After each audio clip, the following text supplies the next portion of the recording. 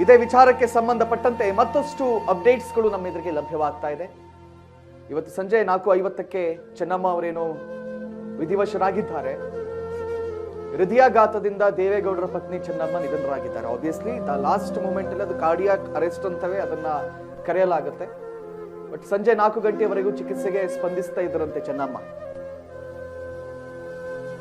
ದೇವೇಗೌಡರ ಜೊತೆ ಸ್ವಲ್ಪ ಹೊತ್ತು ಮಾತಾಡಿದ್ರಂತೆ ಧರ್ಮಪತ್ನಿ. ಓಕೆ, 4:20ರ ಬಳಿಕೆ ಇದ್ದಕ್ಕಿದ್ದಂತೆ ಆರೋಗ್ಯದಲ್ಲಿ ತೀವ್ರ ಏರುಪೇರು ಉಂಟಾಗಿದೆ. ಚಿಂತಾಜನಕ ಸ್ಥಿತಿಯಲ್ಲಿದ್ದಂತ ಚೆನ್ನಮ್ಮನ್ನ ಉಳಿಸುವಂತಹ ತೀವ್ರ ಪ್ರಯತ್ನವನ್ನ ಕೂಡ ಅವರು ಮಾಡಿದ್ರು. But at the last cardiac arrest ಆಯ್ತು.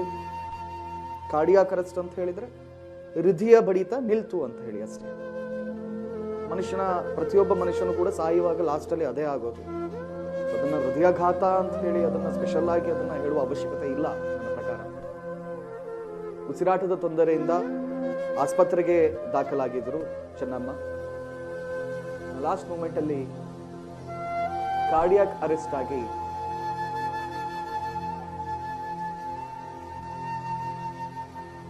ಅವರು ಕೊನೆ ಉಸಿರನ್ನ ಹೇಳಿದ್ರು. ದೇವೇಗೌಡರ ಜೊತೆ ಸ್ವಲ್ಪ ಹೊತ್ತು ಮಾತಾಡಿದ್ರಂತೆ ಚೆನ್ನಮ್ಮ. ನೋಡಿ, ಪುಣ್ಯಾತ್ಮರೆಲ್ಲ ಸಾಯೋದಂತ ಹೀಗೆ. ಕಡೆಯ ಗಳಿಗೆಯಲ್ಲಿ ಅವರ ಅತ್ಯಂತ ಪ್ರೀತಿ ಪಾತ್ರ ಯಾರಿರ್ತಾರೋ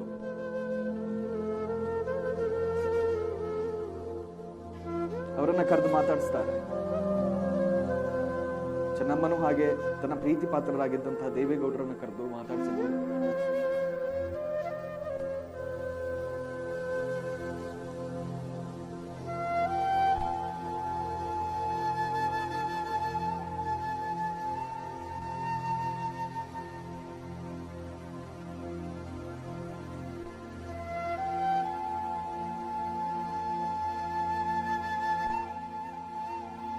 ಸೊ ಮಣಿಪಾಲ್ ಆಸ್ಪತ್ರೆಯಲ್ಲಿ ಹೃದಯಾಘಾತದಿಂದ ಕಾರ್ಡಿಯಾಕ್ ಅರೆಸ್ಟ್ ಆಗಿ ಚೆನ್ನಮ್ಮ ಅವರು ಸಾವಿಗೀಡಾಗಿದ್ದಾರೆ. ಕಡೆಯ ಕ್ಷಣದಲ್ಲಿ ತನ್ನ ಪತಿಯ ಜೊತೆ ಮಾತಾಡಿದ್ರಂತೆ ಚೆನ್ನಮ್ಮ.